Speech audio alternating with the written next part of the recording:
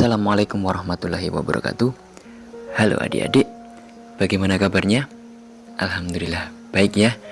Semoga saja kita selalu diberikan kesehatan oleh Allah Subhanahu wa taala dan dapat mengikuti segala pembelajaran yang ada di SMP, walaupun untuk saat ini pembelajarannya masih daring atau online.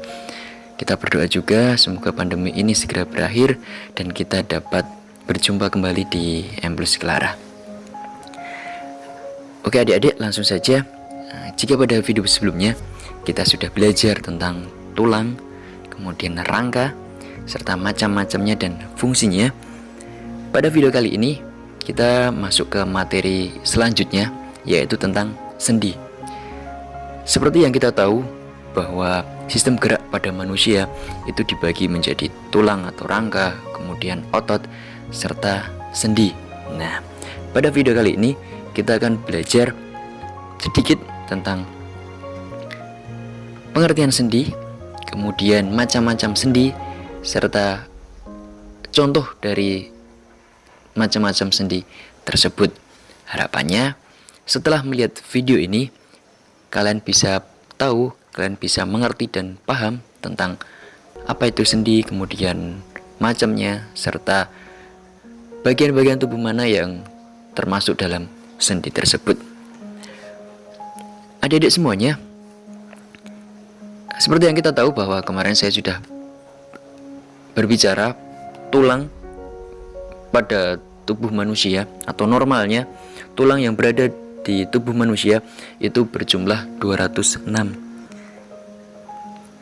Nah, 206 tulang tersebut jika tidak disambungkan ataupun jika tidak ada yang menghubungkan, maka tulang-tulang tersebut pastinya akan jatuh atau mungkin malah tidak dapat berfungsi dengan baik. Nah, sendi itu adalah, atau sendi, pengertian dari sendi adalah bagian tubuh di mana sebagai tempat bertemunya dua tulang. Jadi yang dimaksud dengan sendi adalah hubungan antar tulang. Kemudian sendi yaitu penghubung antar tulang sehingga tulang nantinya bisa digerakkan. Kemudian hubungan antar tulang itu disebut dengan persendian. Nah, sendi ini itu ada pada manusia dan ada juga pada hewan. Kemudian keseluruhan jumlah sendi yang ada di dalam tubuh manusia itu kurang lebih berjumlah sekitar 360 sendi. Jadi kurang lebih sendi yang berada di tubuh manusia itu berjumlah 360 kurang lebih, tergantung dari beberapa faktor yang mempengaruhinya. Kemudian fungsi dari sendi sendiri, yang pertama yaitu menghubungkan dua tulang, kemudian memberikan struktur serta membantu otot untuk menggerakkan tulang. Seperti yang kita tahu bahwa tulang tidak akan bisa bergerak tanpa bantuan dari otot. Nah, kemudian sendi ini juga berperan atau membantu dalam sistem pergerakan tersebut. Kemudian sendi sendiri itu dibagi menjadi 3. Yang pertama ada sinartrosis atau sendi mati, kemudian amfiartrosis atau sendi kaku, kemudian diartrosis atau sendi gerak. Yang pertama yaitu sendi mati atau sinartrosis. Sedih banget ya namanya sendi mati. Nah, dari namanya sudah jelas kalau sendi mati adalah sendi yang tidak bisa bergerak, diam atau mati. Nah, contoh dari sendi mati ini sering terdapat pada tulang tengkorak. Jadi contoh dari sendi mati itu terdapat pada tulang tengkorak. Sinartrosis atau sendi mati sendiri itu dibagi menjadi 2. Yang pertama ada sinfibrosis dan yang kedua ada sinkondrosis. SS gitu ya kalau menghafalnya. Kemudian sinartrosis sinfibrosis itu adalah sinartrosis yang menghubungkan antar tulang dengan jaringan ikat fibrosa. Nah, contoh dari sinfibrosis sendiri itu ada pada persendian tulang tengkorak. Kemudian yang sinartrosis sinkondrosis itu sinartrosis yang menghubungkan antar tulang dengan tulang rawan. Nah, ini kaitannya atau hubungannya antar segmen pada tulang belakang. Kemudian yang kedua, ada sendi kaku atau amfiartrosis ya. Sendi kaku adalah sendi yang dapat digerakkan tapi terbatas. Jadi sendi kaku ini tidak bisa bebas dan agak terkekang untuk pergerakannya. Kemudian contoh dari sendi kaku ini terdapat pada tulang antar ruas tulang belakang dan tulang rusuk. Kemudian yang ketiga, ada sendi gerak atau diartrosis.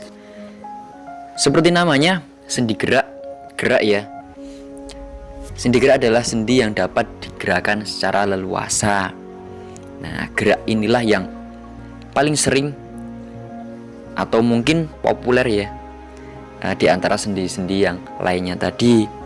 Nah, kemudian sendi gerak sendiri itu dibagi menjadi beberapa.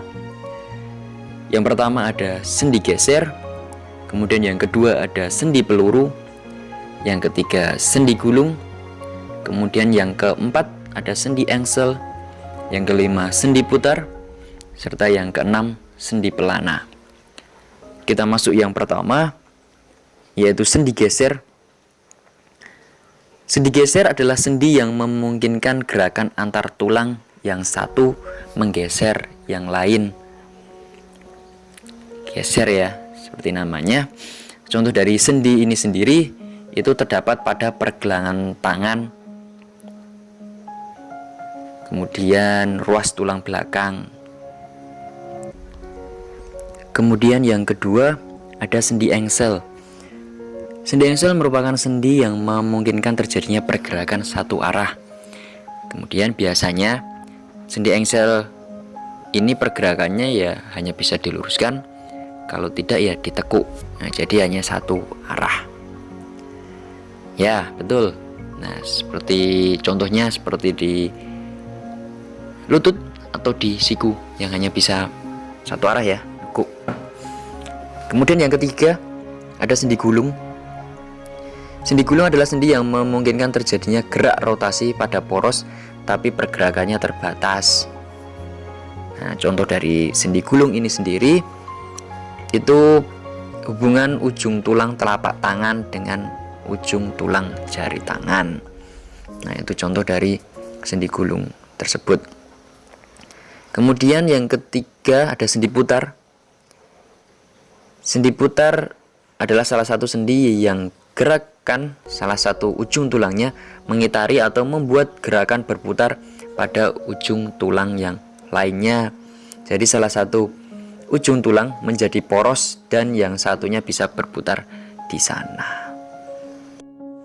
Contoh dari sendi putar sendiri adalah sendi antara tulang lengan atas dengan tulang hasta dan pengumpil. Selanjutnya yaitu sendi peluru. Dari namanya bukan berarti bisa nembak ya. Sendi peluru adalah sendi yang bisa bergerak ke segala arah, peluru ke segala arah. Bentuknya mirip bola dan tulang seperti mangkuk. Nah, contoh dari sendi peluru itu adalah tulang lengan atas dan gelang bahu. Nah, itu contoh dari sendi peluru. Kemudian masuk selanjutnya yaitu sendi pelana.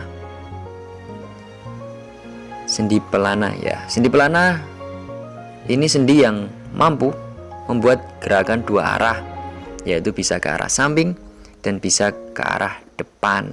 Nah, salah satu contoh dari sendi ini adalah berada pada tulang pangkal ibu jari. Nah, itu contoh dari sendi pelana. Ya, itu tadi contoh dari macam-macam sendi yang termasuk dalam sendi gerak atau diartrosis.